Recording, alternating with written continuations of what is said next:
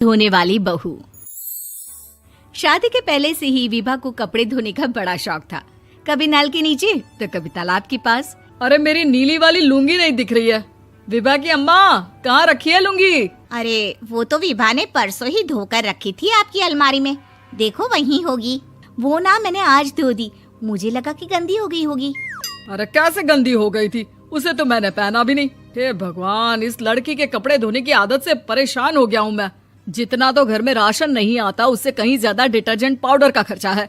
इसकी शादी करवा दो, शादी जाए अपने घर में ही करे काम, फिर चाहे घर के कपड़े धोने हो या पूरे गांव के।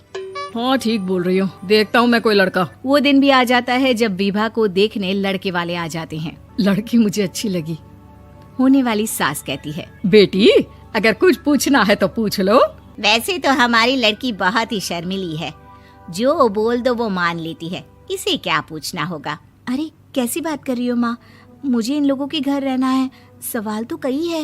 हाँ हाँ बेटा, पूछ लो ना, क्या पूछना है। आप लोगों के घर कपड़े कौन धोता है? सास का मुंह बन जाता है।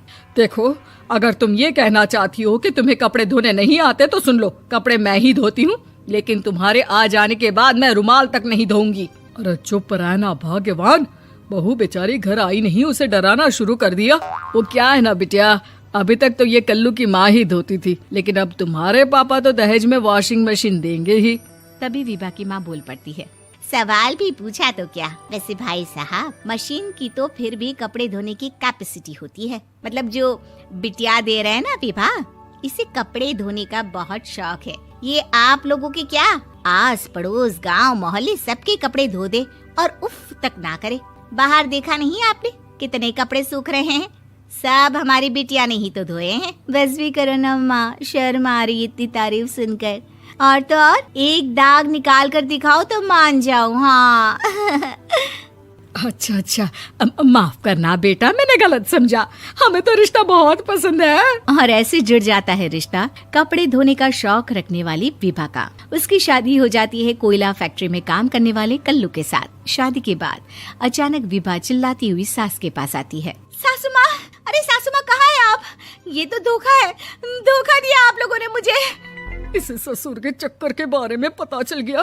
अरे तो उसमें तुझे क्यों धोखा मिला है? अरे नल में पानी नहीं आता, कपड़े कैसे कब धुलेंगे? अच्छा, तू पानी नहीं आ रहा उसकी बात कर रही है। तो आपने क्या सोचा?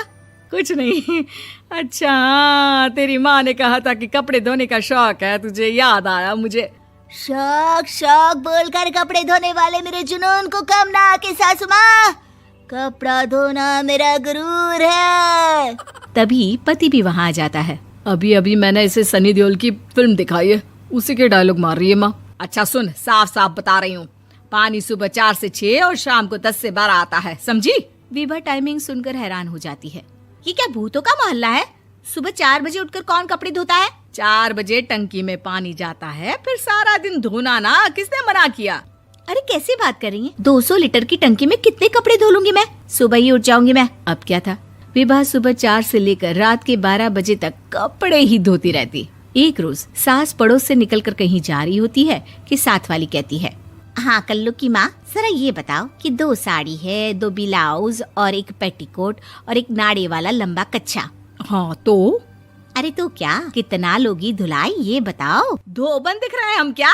हमारे पति सरकारी नौकरी से अभी रिटायर हुए हैं और बेटा सुपरवाइजर है कोयला फैक्ट्री में। धोबन समझ रखा है हमें?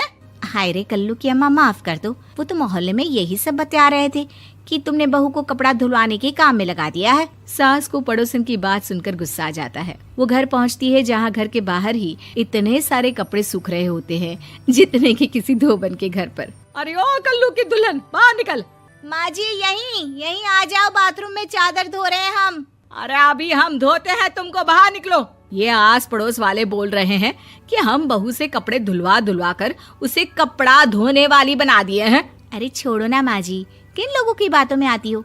आस पास के लोगों का तो काम ही होता है कि वो किसी तरह सास बहू को लड़ा दे। बहू सारे घर के कपड़े धोती है, ये क्या कम है? बोलिए। सास को भी लग जाता है कि वो बहू का ये सनकीपन नहीं छुड़वा सकती, इससे अच्छा है कि खुद ही चुप हो जाए।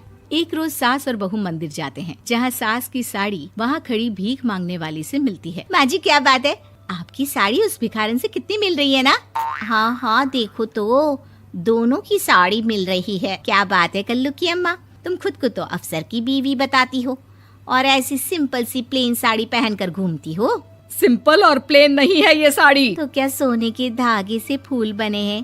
कुछ भी सासू माँ, कुछ भी। हाँ बने थे इस साड़ी में सोने के धागे से फूल। मेरे पति लेकर आए थे मद्रास से स्पेशली मेरे लिए 10,000 की। ताहे भाई साहब इस भिखारन के लिए भी सेम टू सेम साड़ी लेकर आए होंगे 10,000 की।